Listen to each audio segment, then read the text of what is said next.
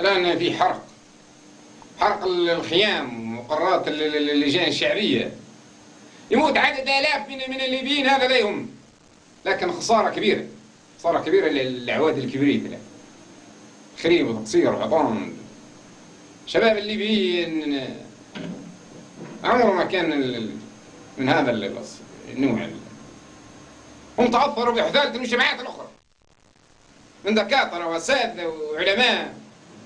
هؤلاء الجرذان هم البوكشاش والزرزمية لعنة الله عليهم وعلى شهادتهم العلمية إن كان عندهم شهادة. لعنة الله عليهم وعلى تحررهم وتقدمهم.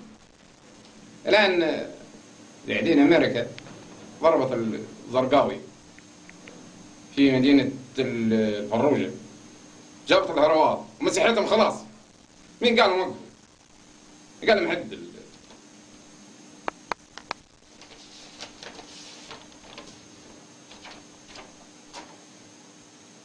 الصين الشعبية في ساحة التنين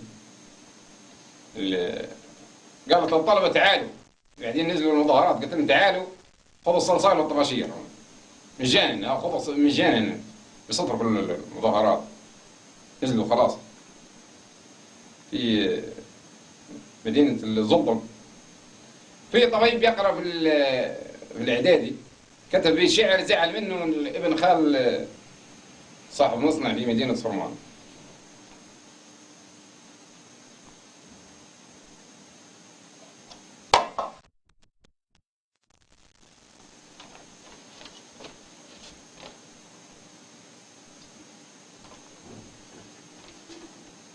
هذا تراثنا هذا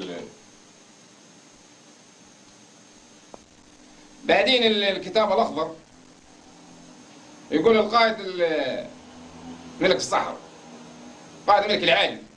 أنا ملك العالم، أنا ملك الصحراء، كل العالم الآن وكل القبائل الآن يجب عليها أن تكون تحت إمرة القائد. أنا ما عندي سلطة، ما عندي حتى هؤلاء يطالبون بإسقاط هذا النظام. أي نظام؟ عندي نظام، أنا ما عندي نظام خلاص. الآن أنا أملك القوة، الآن يبدأ استعمال القوة. القوة الآن تتمثل بالهرب. يجب أن نهرب، يجب أن نهرب يوم الجمعة زي أخويانا يعني بالضبط حسني مبارك وزي العابدين بن علي. خلاص الآن أهرب الآن يوم الجمعة خلاص.